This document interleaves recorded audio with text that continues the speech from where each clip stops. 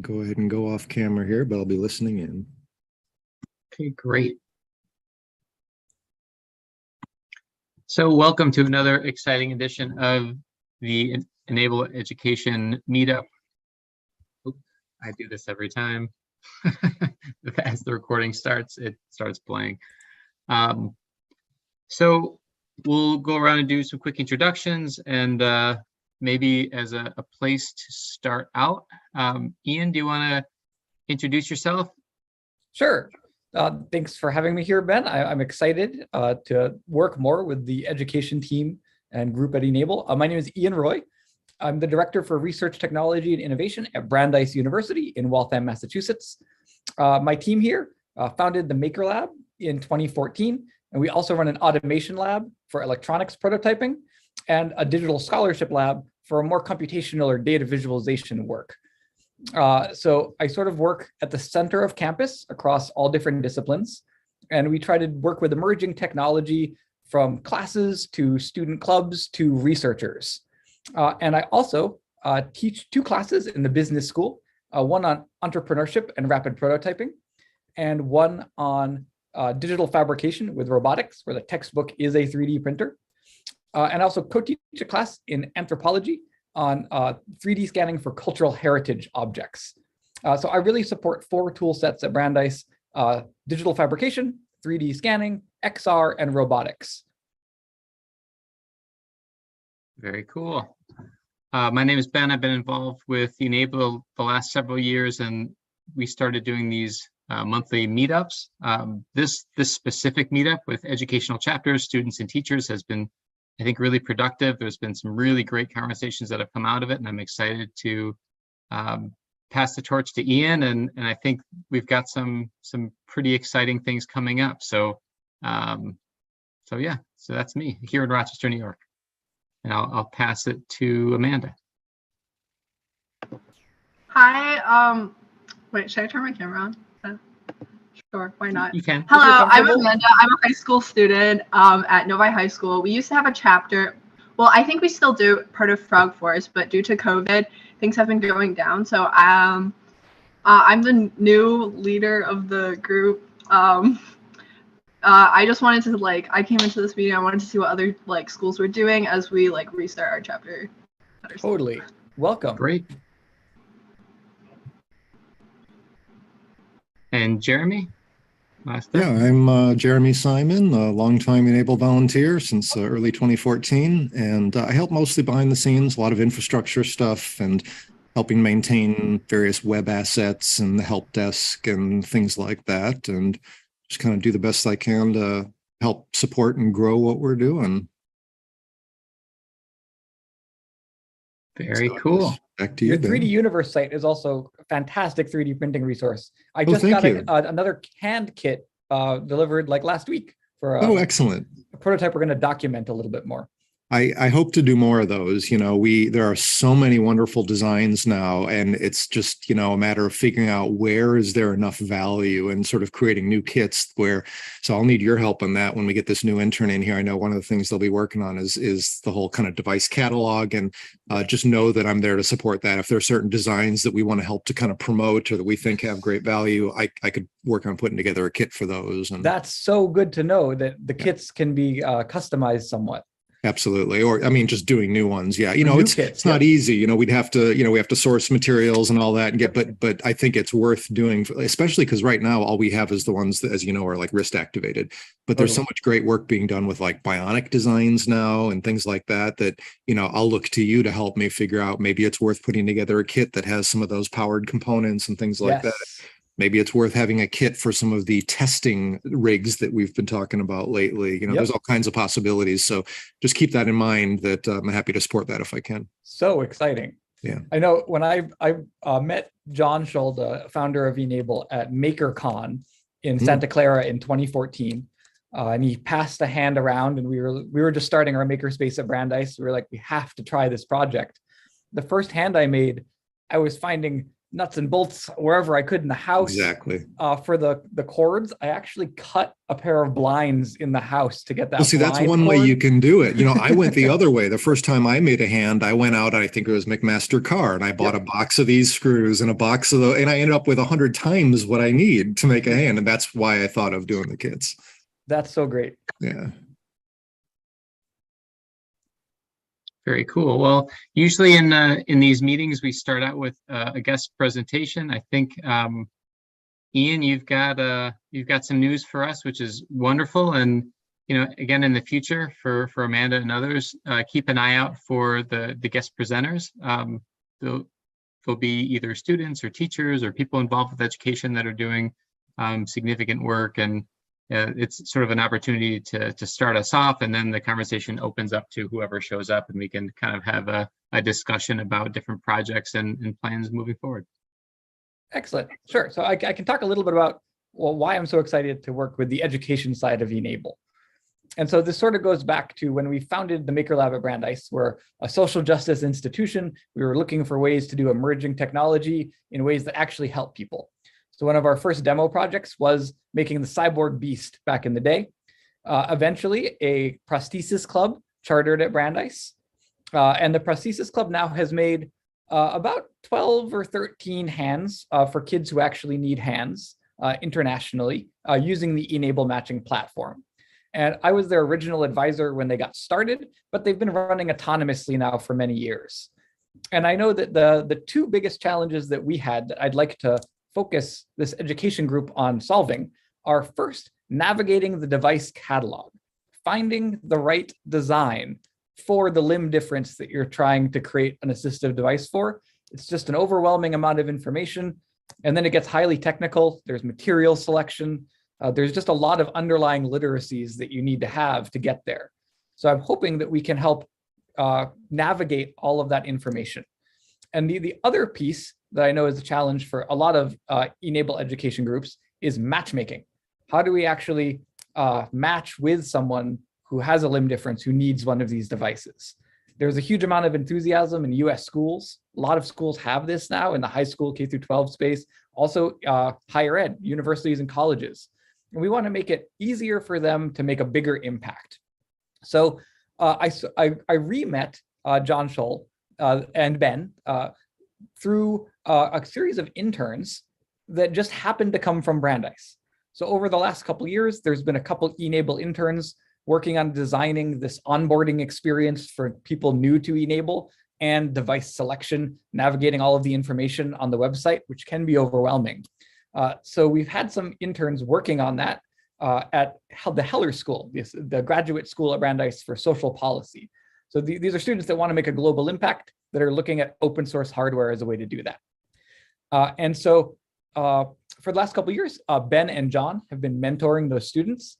And since I'm local here, I want to work a little more hands-on with them and get them into our local labs where they can use some of these tools. So right now, we just opened up 2 new internships that will start in the fall through e-NABLE and the Heller School at Brandeis. One will be specifically on the device catalog, looking at how we could redesign some of this, or not even redesign, just aggregate the information from some of the device catalog and help it be easier to navigate maybe the top 12 to 20 designs and what sort of interface we want for that. And the second internship that we're hiring for is going to be looking at the onboarding experience. So people that are new to e-NABLE that have to go through creating their first hand, showing that it works, getting a login on the site, and then heading to the matchmaking. So they're sort of 2 sides of the same user experience design. And 2 things I think Brandeis can really help with is information literacy and user-facing design, making sure that this is more accessible and easier to navigate. So one of the things here, I'll share my screen because I wanted to show where I think this could go. Oops, share screen. And I'm going to just share this web browser. So currently, the e-NABLE device catalog has a ton of rich, wonderful information, but it can take you a little while to dig through it and really figure out what's significant and what you need to care about. So for an example, if we just look at one that I think is on both, an older hand, the cyborg beast. I know there's been a lot of engineering work on the back end that's gone into adding this new metadata with icons for the categorization of what type of device that is. And then there's all these link outs to video tutorials and instructions and the Thingiverse files. So this is sort of where the information lives today. And there's rich text documentation. So to get started, first you have to figure out which hand you want. And then you can drill down here and go through the actual steps you need to make one of these devices. And there we can see Jeremy in the documentation here. So this is great documentation.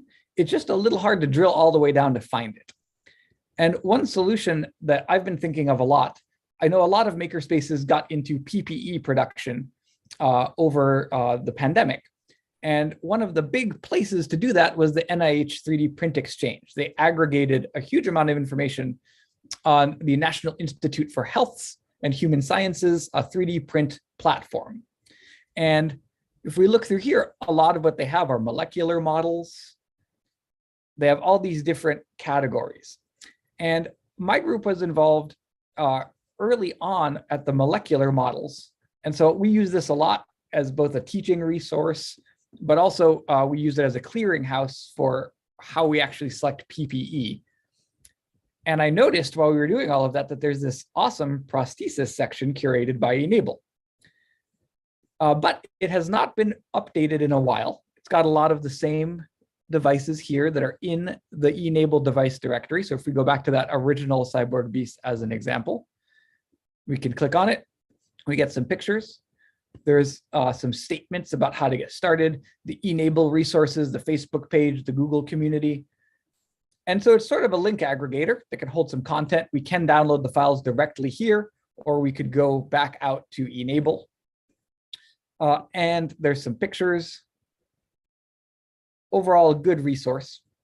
And one thing that I would really like to do is work with the whole e-NABLE education community to redesign a better version of this page. And so I reached out to the NIH folks and had a conversation with them just this week. And it happens that they are redesigning this whole 3D Print Exchange website right now. So a perfect convergence of opportunities. And one of their questions for us was, what is on our wish list for what this section could be? What's missing? What would we want to have? What metadata matters? And by metadata, we mean data about data, like this icon class here. We could have something like that on the 3D Print Exchange. And I was thinking of this as some other sites, like how when you search on Amazon for product categories, you can sort of narrow what's shown. Or a geekier version on PC Part Picker, when we're designing a computer. You know, we can pick the motherboard and then it limits the search to only show CPUs and RAMs that'll work with that motherboard.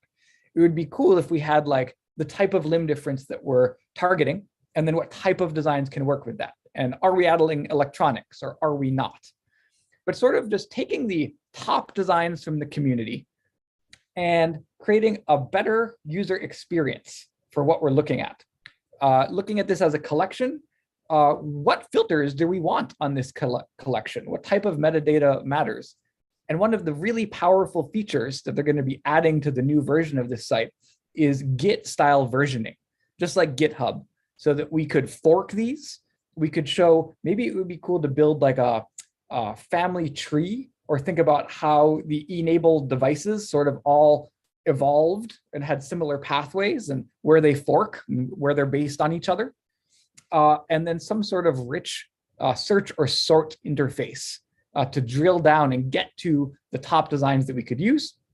And then under each of these designs, I would also like to work to make better documentation and take the existing documentation and just sort of aggregate it and maybe create something along the lines of Instructables, Dazuki style guides.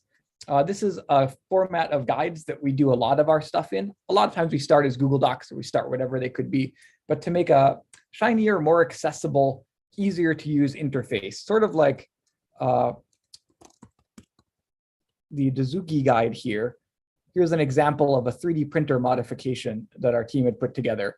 But I like how it starts off with all the tools you need.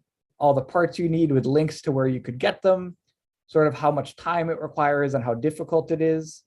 This is part of what we mean by metadata, like what are the pieces we need to know to get started, and then richly document and not recreate the wheel here, just sort of take the existing doc and augment it or put all those resources together to make it a little more accessible step by step, to really focus this global community to make faster, more robust choices, and then to be able to git version it. So someone else could then fork this, modify it, maybe add electronics to it, or change how much force is required, make it easier to actuate. And we could gather all those resources together in one place. So this wouldn't necessarily replace any of this existing wiki on the device catalog, but it would make it easier to drill into here from a user interface and from a design perspective. And part of my hope here, I have 2 interns that we're trying to hire through the Heller School on the device catalog and the onboarding experience. But I'm sure that I can get a lot of Brandeis students to document individual hands. And we could use students from all over the world to document individual hands. So Amanda, like from your high school, you guys could work with individual people with limb difference to help them match and get the right hands for them. But you could also look at the Flexi Hand 2 and take this on as a design and decide, all right, within the Flexi Hand 2 platform, we know it's not that popular. We know it doesn't have that much grip strength, but let's document it better. Let's see everything we could possibly do with this platform and more richly expand on it. So teams could create documentation for other teams using this as a starting point, but then going even further and really being creative and imaginative about what it could be used for, testing it, getting feedback, and then we could curate the best of the best onto the NIH's 3D Print Exchange website. So that's a little bit about what I'm interested in doing, how I ended up here with e-NABLE, and where I think we could go with these platforms. And what I think is interesting about this is we can absolutely make a huge impact for individuals by working on augmented limb difference tools. But we could also make a huge difference just with information literacy to focus this community to do more impactful work for less effort.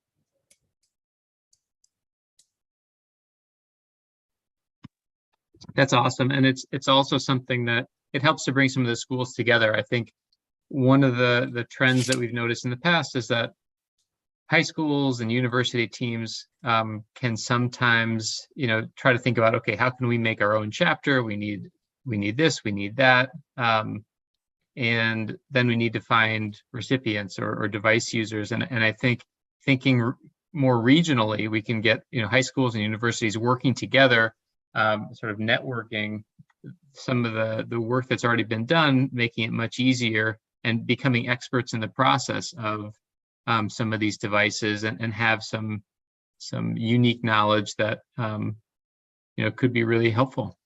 It's great. That's a great point. If we knew that this group works with elbow-based devices more and this group works with wrist-based devices more, we could have them focus on consulting with other teams on how to get started on that, or really documenting the challenges of that type of platform in a different way and aggregating it. Yeah. Yeah, great work, Ian.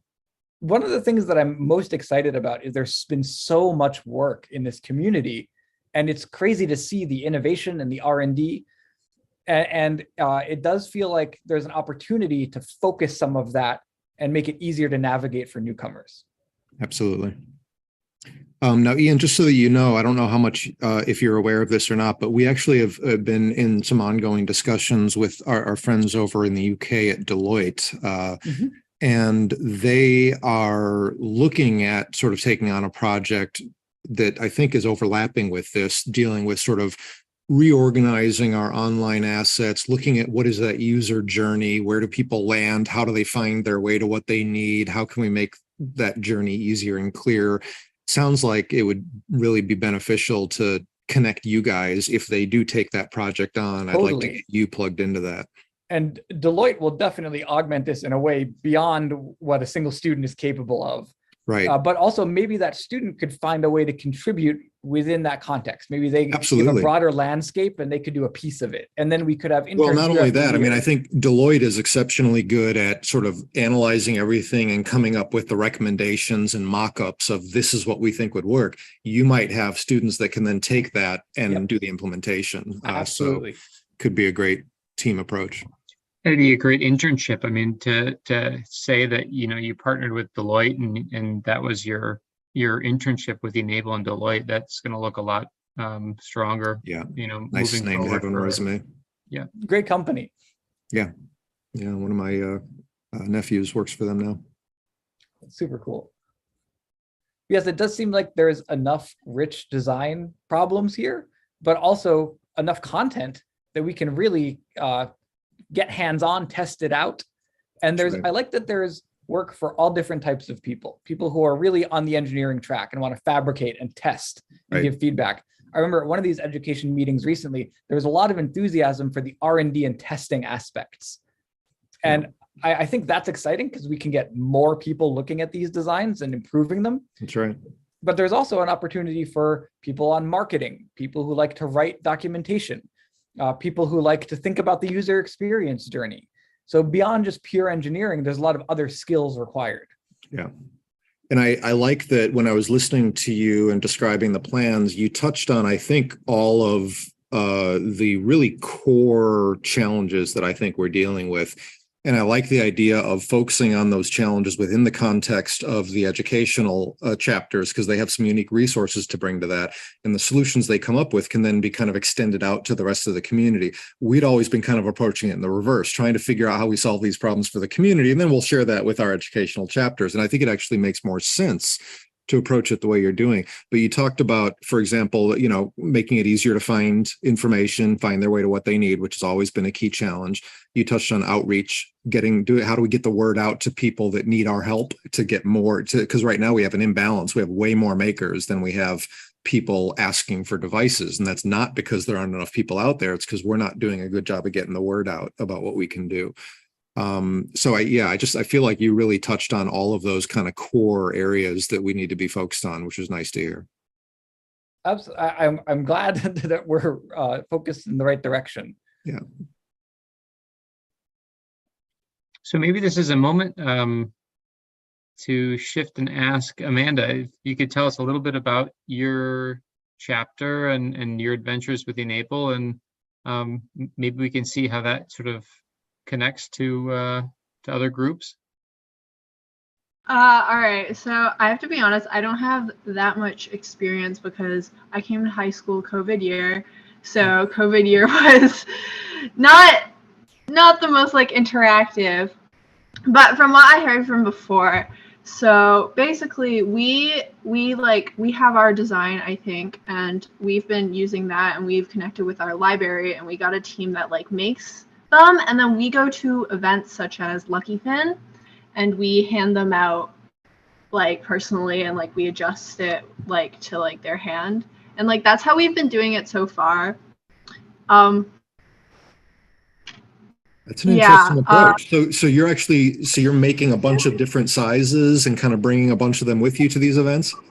So what we do is we use, dang, I'm blanking on the name of the plastic, but basically so they all come in about like the same size, and then like we heat the plastic so that like it can be like adjusted. Yeah, you're like, thermoforming it. There, and then we adjust it to their arm, because like the target is like children, right? So like they're gonna grow, and then like they can like move it around. They can readjust it too. That's really cool. Yeah.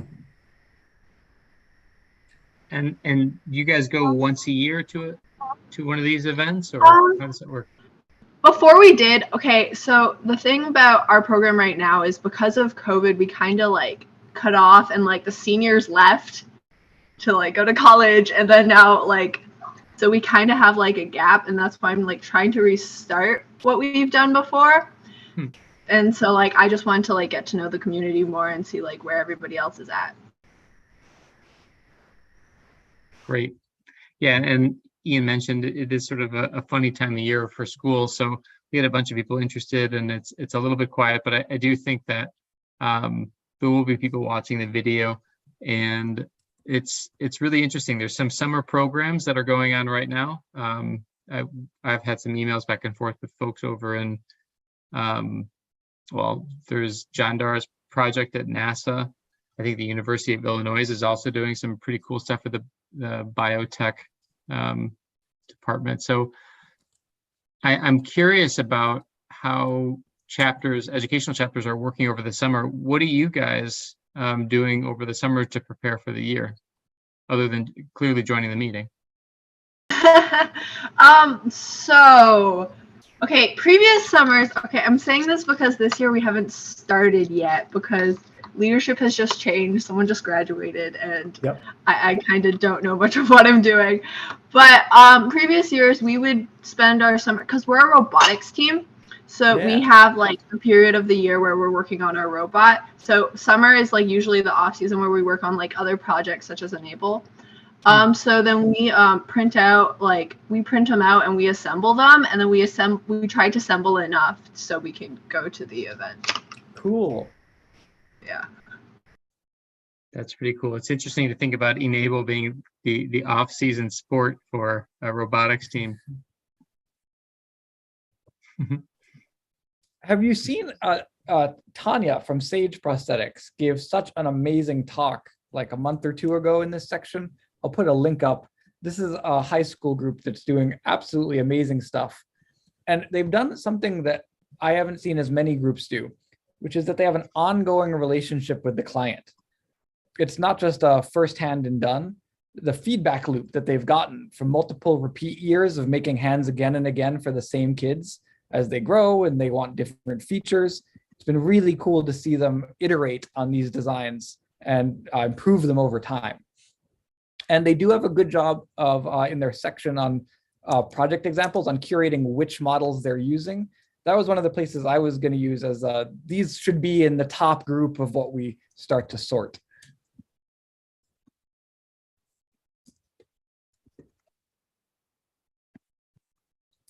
Here, I'll share it so it's on the recording for people. I really liked this section of this sageprosthetics.org that Tanya's group organizes. How they have all these different designs and what they're using them for. It's a very nice way. Those are, yeah, and I recognize those graphics showing the different amputations. Those are originally from the e-NABLE website, and I like how they're being used here, helping to organize these. That's nice.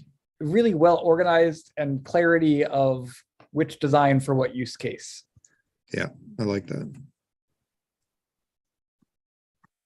That's awesome. And I've shared in the chat Tanya's presentation. I can actually just directly share that Zoom link, or not the Zoom link, but the recording as well.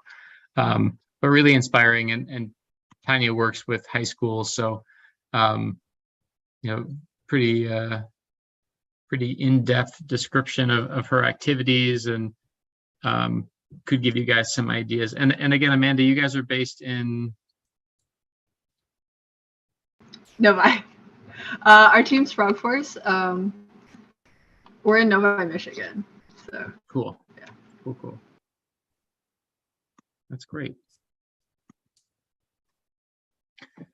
So one of the things that I was thinking of for the next steps that I need help from this community on for figuring out what our wish list might be for that NIH side of things and what's missing and what metadata matters.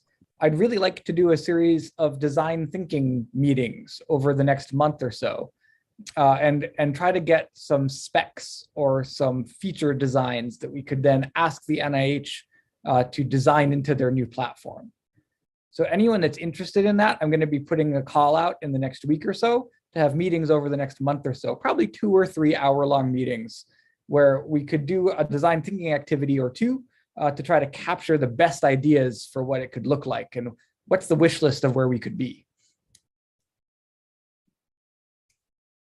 That's awesome. I'm in. So Amanda, what's most useful for you at this point? Like, what's your next challenge that you're headed into? What do you mean? Can you clarify? Like, is it making enough hands? Is it going to be like printer bandwidth and then human bandwidth for fabrication and assembly? Like, what do you view as the hurdles?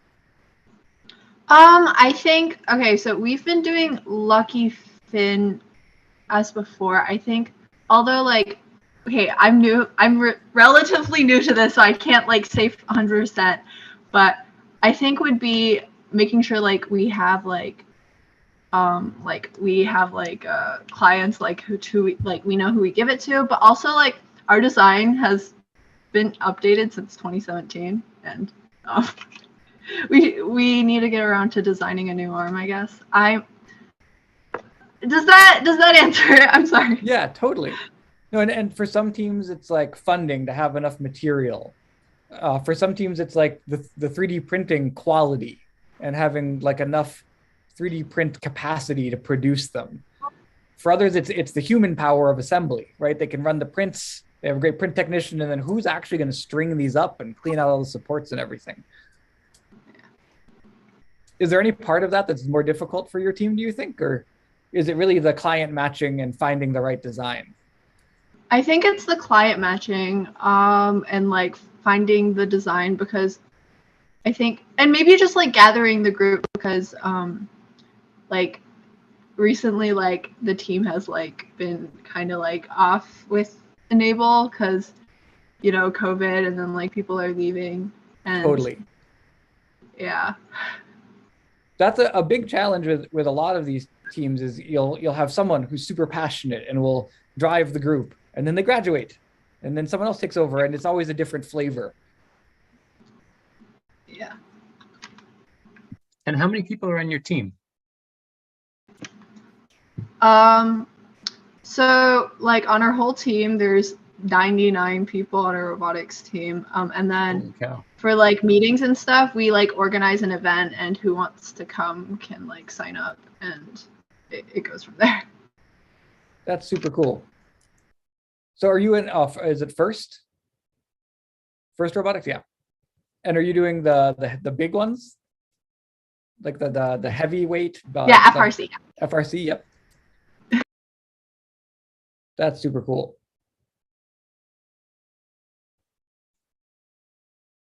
Awesome. Yeah, and it looks like with the NIH exchange, as that moves forward and thinking about some of the design solutions, having it be a larger, I mean, the website itself isn't just e-NABLE, it has all these other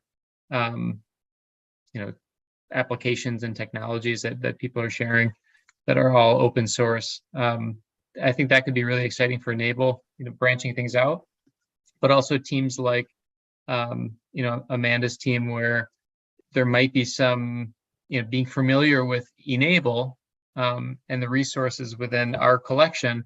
There could be other collections on a site like the NIH Print Exchange that could apply to other projects, robotics projects, or even just kind of general parts. So very cool. For me, the thing that got me about e-NABLE to begin with was first that it's something that we can do that helps people with a 3D printer. That was huge. But then what I use it for in our work here, like all the time, is people can really understand what open source software is. That's become a global thing that people can wrap their brains around. Open source hardware is a little more opaque still. And I live in a makerspace. Like for me, that's part of our bread and butter. But I like the e-NABLE as a tangible platform. And we could talk about like, what is the open hardware platform underlining this? And like, what really makes this make a difference? Like, partially it's the logic of how the hand works, but then it's also the share and share alike, how it's the intellectual property isn't owned, there's derivative, there's a rambunctious community innovating on top of the platform. And I really think that the model of having FRC teams do this in their downtime is a really cool one. There could also be like a marketing play here to make resources to get other FRC teams involved in this. Because maybe as a member of FRC, you would know like what time of the year do they have, or is crunch time, what time of the year is their capacity? Maybe like a small slide deck, like 5 slides, but that explains why this is valuable for an FRC team, like what the team gets out of it.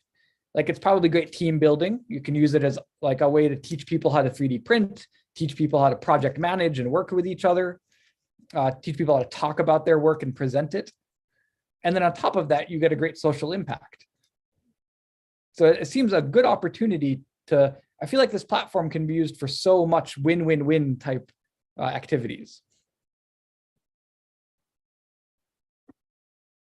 It's great. Yeah. And Amanda, is there anybody that you can think of, or any kind of presenter that would be helpful for you and your team? If you could imagine moving forward, what kinds of presentations would you and other people, the other 98 people on your FRC team want to learn about?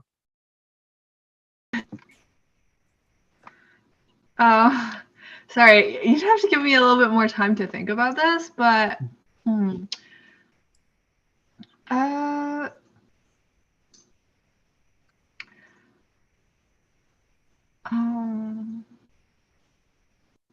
While you're thinking, I've got two things that I'd really like to learn more about myself.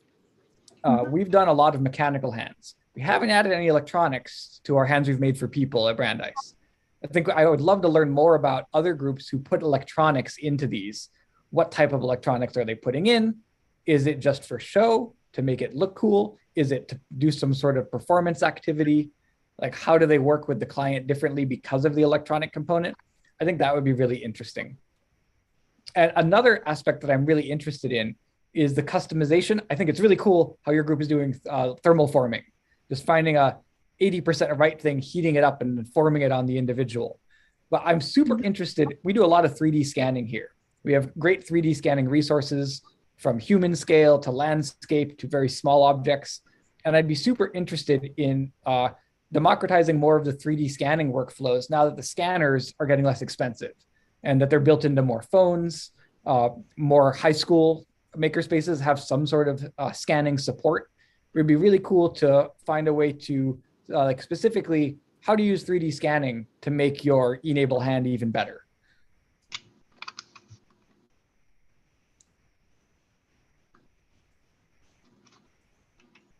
Yeah, that would be great. And the electronics in terms of educational teams too, it's such a range, so you're going to have universities that are using technology that isn't even really being applied for kind of consumer markets. And then you're going to have high schools that are working on a shoestring budget, and they're going to want to learn about the bionic technologies, but they're not going to be able to, they're maybe going to be taking apart other equipment to borrow some pieces. So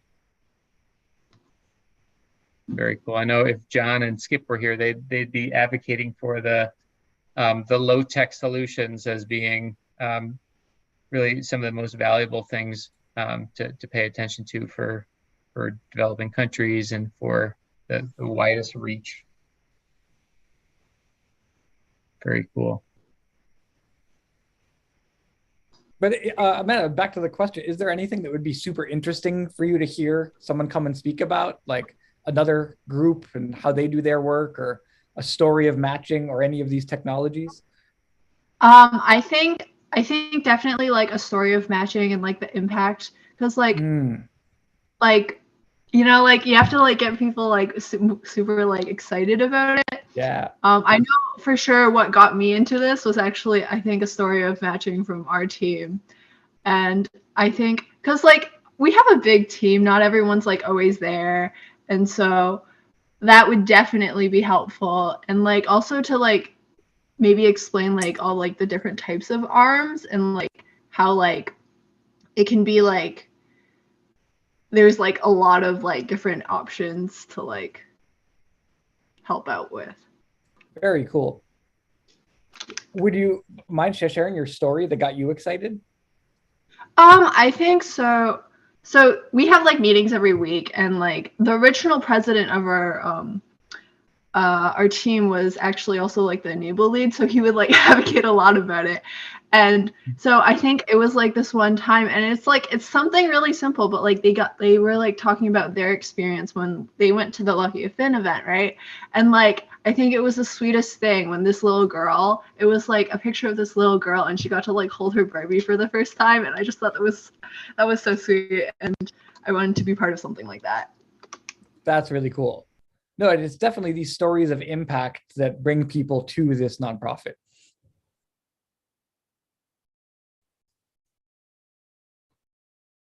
And I think everyone gets the impact of seeing someone with limb difference get one of these hands and use it, and like the spark and the power that that enables them with. But I think that there's also the story of what this does for the makers. Like sometimes that's an incredibly like empowering experience for the person that made the product to see what their effect on the world can be. And especially if we can get people when they're in high school, that can change your whole career trajectory and what the impact you want to have on the world. It's true. And Amanda, you're in your junior or senior year? I'm going into my junior year, yeah. Cool. So sort of the beginning of thinking about what's next. What do you imagine is the direction that you're aiming to study? Do you have any sort of visions for where to go to school, or what kind of programs you're interested in, and is it related at all to the robotics team and e-NABLE work that you've done? So okay, I've been like I'm not like 100% sure. I've been like looking at a lot of things. I think two pathways that I was like super interested is one, biomedical, which I guess has something to do with e-NABLE, and the other one, it's like vastly different. But in the robotics team, I actually do website design and app, like product, like apps and stuff like that. So two pathways. I haven't really made decisions yet, but that's where I'm at. Well, you can do both. You can do med tech, right? There's so much like cool med tech happening now, designing systems for doctors and medical institutions. And a lot of that can be human-centered design, where you're looking at like what they need from a feature standpoint and then building the technology. Yeah, actually, you know, what Ian was talking about in the beginning of the call, our device catalog, you know, the website design for this kind of open source stuff and just in general, you know, the medical pathways that people go down and understanding the process, it's really a big part of what I've been involved with. I mean, the last couple of years, it seems like the resources needed to have a community like this take a lot of time and planning, and often you can have this wonderful work that doesn't take off as it could because there's a little bit of a delay with having sort of the platform and the resources. So, you know, the NIH Print Exchange is an example of, you know, one of these kind of, you know, med tech hubs that could be of interest.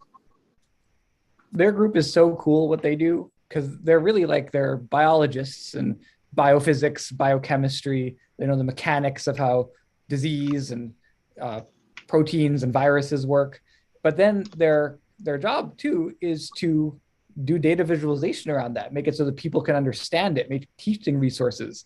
And I think they're equally in the physical space on like 3D printing as they are in VR and creating like VR software you can use with like full immersive headsets on a computer, or just apps. They have this really cool app I'll link that they were pushing called pathogen.ar, which is a way to look at how pathogens work just on your phone. It's a phone app on iOS or Android. But some really cool convergence there of like, you need the deep medical understanding of how the mechanics works, but then you're trying to create open educational resources so that other people can wrap their brains around that and make it more accessible. Really cool. I'll check out that app. And pathogen.ar is it's a website. It's an app for iOS and Android. Okay.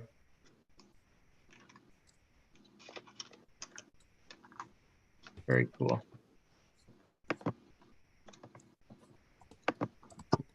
And Amanda, what kind of website stuff have you done with your team?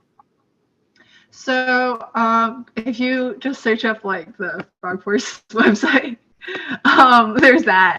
And also, so for robotics competitions, we have something for like scouting. So we analyze like what like teams are good at, and we have like, so the game is like you have like an alliance, right? And then we like determine like, oh, what they are good at compared to like what we have, and like who would be like the best fit for our team in the competition. So like we design an app and like scouting the teams and stuff like that.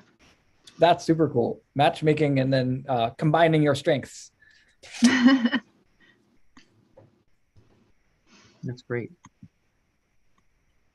I really like that about all the FRC stuff. It's about so much more than just the engineering of the robot, like how to work on a team, how to do project management, how to hit a deadline when the deadline is really motivating everything. Yeah, for sure. And then there's also the whole HR piece of it too, right? Like when things go wrong on a team, it's like a mini startup. Like their emotions can get high and conflict can arise, and then how do you sort through that? It's very valuable leadership experiences. Right, being able to put out fires is definitely something that is a required skill.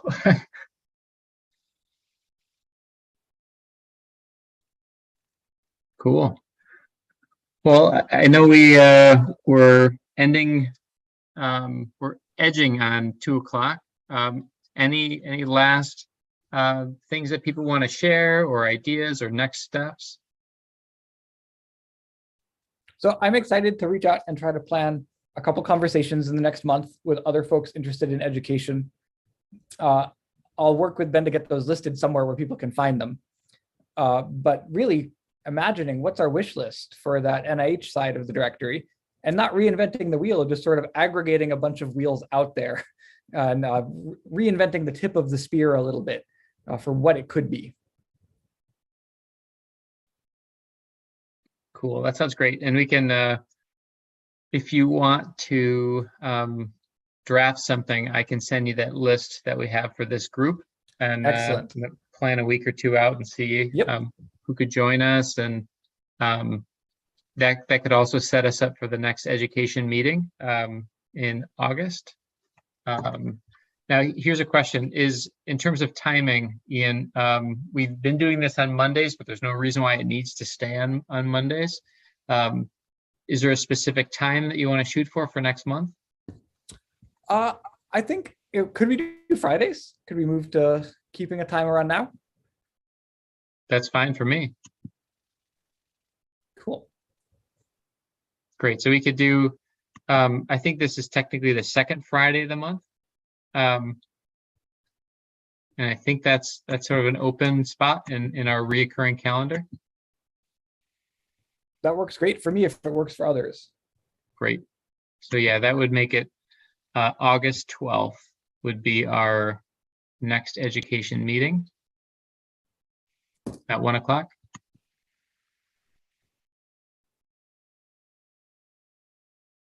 Yeah, that works great for me. Super. Are you, you'll update that on the hub calendar, Ben? Yeah, and probably what I'll do, I'll wait until we have the guest presentation planned. Ian, any thoughts on who would be a good person for that? It could actually come out of these meetings that we're talking about for the wish list. We could present some of our outcomes, and we could think about if there's anyone else who might want to talk about some of their work. That could be cool. And actually publishing that, a month in advance will give people an idea when they, we could share in the hub that we have these sort of education meetings and we're planning for this wish list for the NIH exchange. And then we're going to be sharing it at the next education meeting. That could motivate some people to participate. The other thing that could come out of this is we need aggregated rich documentation for each model. So chapters could individually, we could find some way to be like, all right, you take this model, we'll take that model. And I'd like to have like one example to share by then in a Dozuki about like what they could look like. But that's a great way that teams could make an impact without even matching with someone, just taking a design and really making robust documentation around it.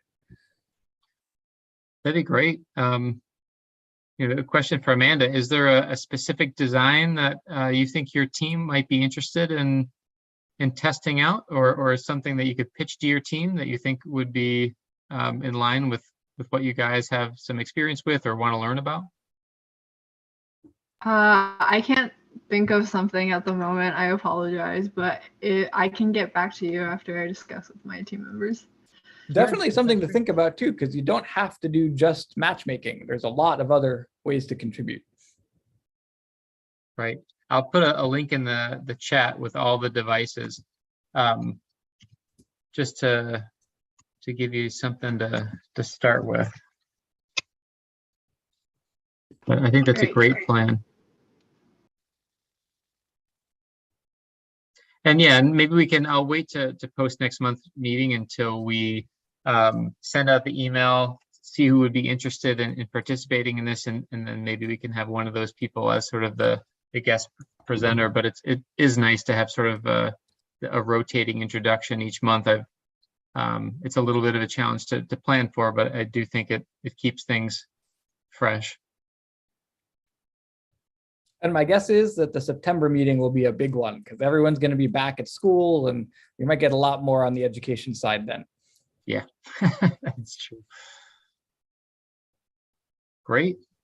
Well, thank you, Ben, so much for hosting us and emceeing this whole thing. And Amanda, great to meet you, and good to see you, Jeremy. Good to see you too. Thanks for having me. So excited to see you taking this on. Thanks for your help. Awesome. Thanks, guys. See you next month. Have a great weekend.